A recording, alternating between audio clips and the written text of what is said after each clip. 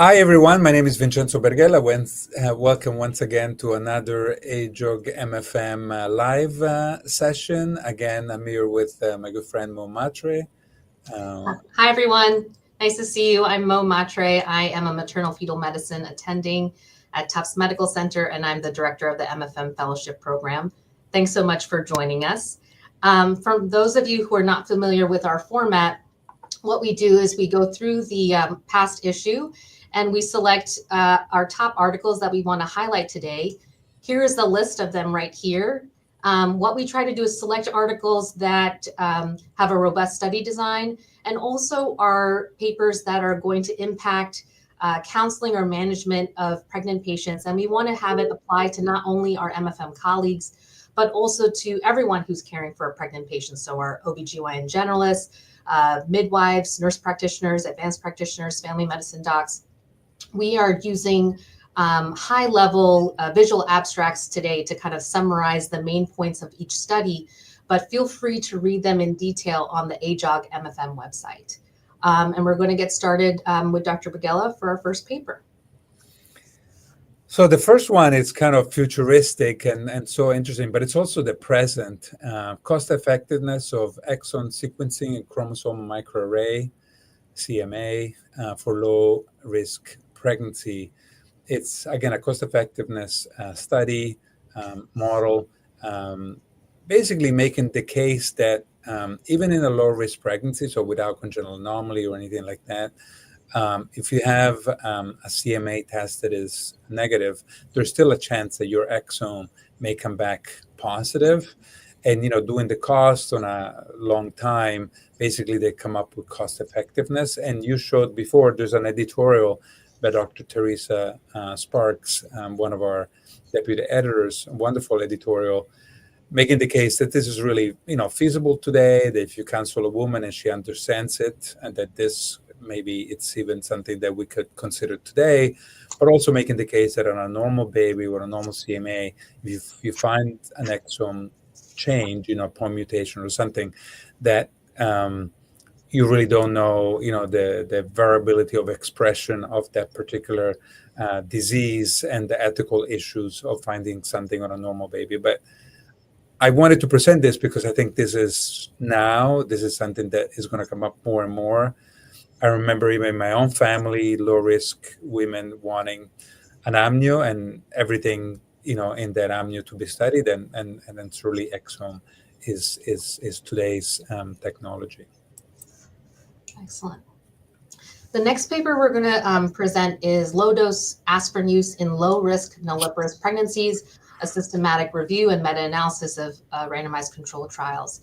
So, ACOG and USPSTF have guidelines on providing or recommending aspirin in patients who are at high risk for preeclampsia. But the question is, what do we do for those truly low-risk patients, right? The nulliparous singleton pregnancies with no other comorbidities or risk factors for preeclampsia. And that's what this study was aiming to answer. So they looked through 6 databases. They found 10 RCTs, over 27,000 patients. And they were focusing on RCTs that were comparing low-dose aspirin versus either a placebo or no treatment. And the primary outcome for this study was looking at the rates of preterm birth at less than 37 weeks. What they found was that overall, across the studies, low-dose aspirin did not have a difference in preterm birth rates less than 37 weeks or even 34 weeks.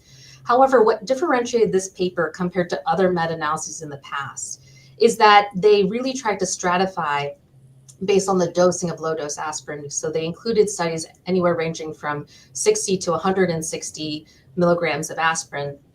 And they found that if you were taking 100 milligrams of aspirin, starting at less than 16 weeks, they did note a difference and a decreased rate of preterm birth at less than 37 weeks.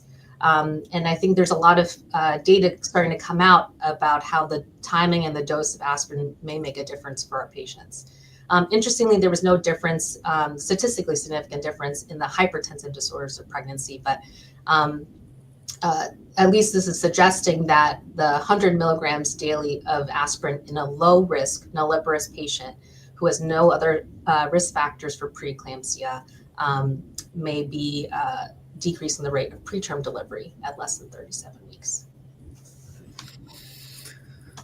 Beautiful. The next one is another systematic review and meta-analysis, again on a very hot and debated topic. This one is on basically how much oxytocin to give for labor augmentation. 10 randomized trials, over 5,000 people in this meta-analysis of my good friends here, Sunit, Danielle, and many others, one led by Dr. Logue. And high-dose oxytocin, I think, was an initial dose of 4 or more, and then the increases were by 3 or 4 or more milliunits per minute. And low dose was instead, kind of 1 to 2 starting, and only up to 2 increases. So very different. And in general, some of the outcomes were similar in terms of neonatal outcomes, APGARs, low umbilical artery pH, C-section rate.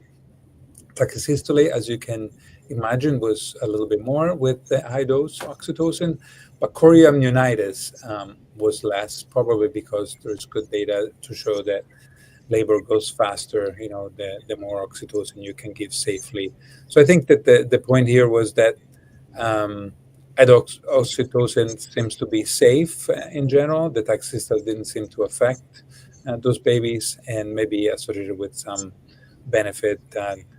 And again, I like this reviews on hot topic that may actually, have an impact on care. And to wrap things up, we have the last paper, which is prevalence of GLP-1 medication exposure prior to, during, and after pregnancy using statewide data. So this paper was looking at the exposure rates of GLP-1 medication, which we know was initially approved for diabetes control, type 2 diabetes, and then in 2021 was approved for weight loss. And about 6% of Americans are using GLP-1 medication at any time. But, we usually are not recommending using these medications during pregnancy, but the authors wanted to find out how much is the prevalence actually for our patients, either preconception, during the pregnancy, or postpartum. And so they evaluated claims-based data in Maine, and this covered both private and public insured patients. And they have 3 periods that they were identifying exposure, either 3 months preconception, during pregnancy, particularly the last 5 months of the pregnancy, and in the first 12 months postpartum. And they looked at claims data to evaluate prescription use. And so what they found, you can see, is that the overall prevalence is quite low, 0.1% preconception, just a little under that during the pregnancy, and it does pick up in the first 12 months postpartum. What was interesting is that they covered this study period from 2017 to 2023. 2017 was when this information was available. And in 2021, which was when this medication became approved for weight loss, that was actually when the rates started dramatically increasing across all 3 conceptions, but particularly in the postpartum period, it really skyrocketed. Overall, for each of the 3 periods, the prevalence of the use was about tenfold from the beginning of the study period to in 2023. And so we can see that overall the exposure rate is still low, but the rates are rising. And I anticipate as more data comes out, we will be seeing more use of this medication in these time periods. So it's important to recognize that our patients may be on these medications. And I anticipate, especially in the postpartum period, we'll see a dramatic rise. Yeah, so those were, I think, amazing papers. I want to thank you, Mo. I want to thank the authors. I want to thank all the authors that send us such amazing research. I think we covered 4 super hot, revolutionary topics. And a couple of days, it was actually International Women's Day. I want to thank all the women, the mothers, the daughters, the grandmothers, who make our life so wonderful. And thank you, everyone, for listening. Bye. Take care. Bye-bye.